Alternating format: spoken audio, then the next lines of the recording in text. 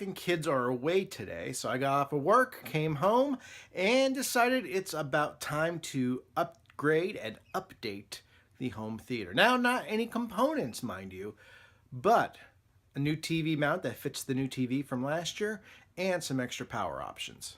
What we're going to be dealing with is a new mount from Monoprice, because I love the Monoprice mount I have now, and this is just a larger version of that. Then we have the Monster Power. I don't know why.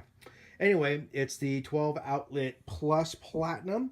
It's got 12 outlets, plus it's got 2 USB ports right there. This is good because the power strip I have now is 14. So you're probably saying, but why is that good, having 12 if you have 14? Well, because that's going to be with it too. This is an 8-port Monster Power power strip, and it's also got an additional 2 USB ports. So that's 4 USB ports, so we could charge controllers and everything else like that. Plus, that is a total of 20 outlets. So that should give us everything that we need. And here's the entertainment center as it is now. We got to pull all that out, pull all the wires. I'm going to use Velcro straps. I'm going to organize everything and then mount the power strips and then mount the TV. When we pull back the TV stand, this is what we have. This just rat's nest of cables and power cords and HDMI ports and speaker cables. This is what we hope to rectify. And also, that is the mount from our old 37-inch LCD TV. So we're going to rip that down. And you can see it's a full motion mount, just like the one I bought. So we'll be taking that down and putting the new mount up. Also, that's the 14-port power switch, which you can see is kind of overloaded. Everything's pretty much taken up on that. It's actually an old one, so it's got no USB ports. It does have coaxial, which I don't need. And it does have phone line, which again, I don't know. Although that might be RJ45. I don't know. I've actually never used those. But regardless, that sucker is like, I don't know, 10 years old. So I learned the hard way this year that it is good to update your power strips every once in a while. So now the fun part is sorting out all this. I am going to put some loom on here to cover these wires here. This actually goes, it's a plug mold that goes all the way around to run the wires. Probably wondering why I don't run the wires, you know, through the wall. Well, my house is plaster and lath, and running wires through the walls is a royal pain in the ass. Enough jibber jabbering for me. Let's get dirty and get these cables out. And because I'm a geek with OCD, we're going to be using this too, my Dymo label printer, to label as many wires as we can so I don't get confused in the future. After a few minor incidents involving a stripped screw that came with the mount that kind of pissed me off, the TV you could see behind me is now mounted. I decided to do the TV before I did the wiring because of all the drilling I have to do. It's going to create a lot of dust. So it'd be a shame if I cleaned all that out behind the entertainment center and then I had to clean it again because it's full of plaster dust and whatnot. So there's the TV.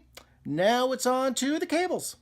Now, these are the only mounts I will ever buy for our living room. Why? Well, first of all, it folds nice and flat, but it's what they call a full motion mount, which means it'll come all the way out from the wall.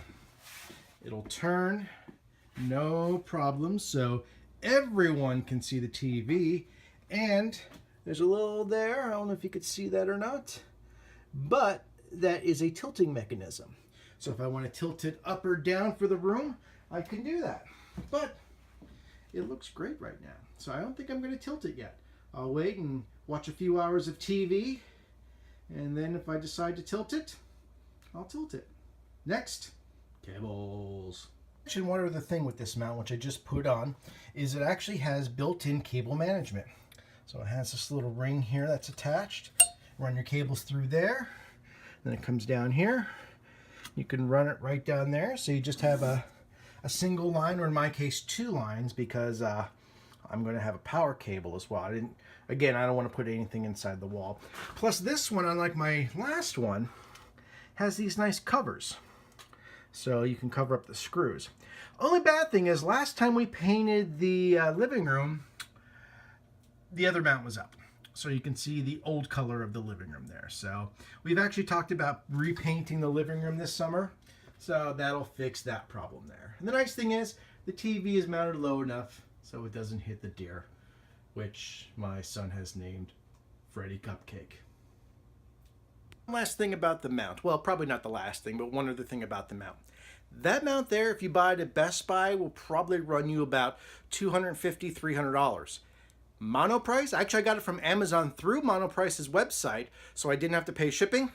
$16. $16. And the last mount I had, I bought from them, was about $20 for my 37-inch, and it was flawless. And that sucker is solid. So why pay $300 when you can pay $16? This Monster Power is kind of expensive. It goes from anywhere from $100 to $120. But you know what's nice about it?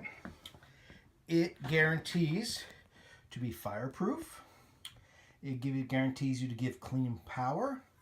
And it has a connected equipment warranty of $700,000. That means if you have a power surge and this thing fails, you can replace all your equipment for free through Monster Power. So, yes, totally worth it. And no, I did not pay full retail for this. It's a great discount that we're at work. And there we go. Both power strips mounted. And they are actually mounted below the receiver, so you shouldn't see any of the cords if everything goes right.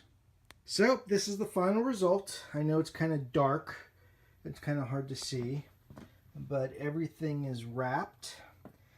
This is the power strips that are mounted. I even loomed the wires coming out of the plug mold. So once this gets pushed back against the wall, it's going to look pretty. And there's only one cable coming down from the TV that is loomed. And we're looking good. I just got to make sure I actually hooked up everything properly. And that's it. We're done. Time to push it back, make some dinner, clean up, and enjoy. So, it's been over 24 hours since I did the whole entire TV setup, and it actually took longer than I expected. Originally, I estimated about an hour and a half, but because of some issues with the mount with the strip screw, the not so good directions, and my OCD when it came to cable management, it actually took almost 5 hours. So, but everything is done. You can pull out the entire stand. There is nothing laying on the floor anymore. Everything is neat and organized with Velcro straps. So if I ever need to move anything, it's a matter of removing 1 or 2 straps, and over time the cables will conform to their not circling, I guess their organizational alignment, and the Velcro straps, you know, will be a lot easier. The only thing was I went to clean the TV yesterday because of all the fingerprints and dust and everything that accumulated from doing the move, and I could not find my TV cleaner. So I went and I bought this, which is the Monster Cleaner Kit. It's a 2-part system. The first part cleans the screen, and it's supposed to give you a brighter picture than you've ever had before. I don't know if that's true or not. And then the second part of the system actually creates what they say is a barrier between the screen and, I guess, the environment to prevent dust buildup and fingerprints. So given that I have a 6-year-old and, well, 7-year-old, 7-year-old, 6-year-old, 6-year-old. Wow, that was a total brain fart there. Given I have a 6-year-old and a 16-month-old, it's a good thing because fingerprints are going to accumulate faster than the national debt. So we're going to try this out today, and we'll see what happens. I just used the screen cleaner and protector on the TV, and it was actually a pretty straightforward process. You just take the microfiber cloth, you spray that with the cleaner, rub in circular motions, do the exact same thing with the protector, So only time will tell. I mean, it's nice and clean. All the dust is off of it. All the fingerprints are off of it. Fortunately, it did nothing to the scratches on the screen because of my daughter. When we moved the living room around to put the Christmas tree up, there was a pole lamp there, and she knocked the pole lamp into the TV and put a nice gouge into the screen. Yeah, the TV was less than a year old then, so not a happy daddy. But that concludes redoing the entertainment center. So everything's rewired, everything is organized, the TV is mounted onto the wall, it's been cleaned, and that's it. So we're done. Once again, guys, hit up Twev1701.com. That is TWEV1701.com. There you'll find links to everything I'm into. YouTube, obviously you're there.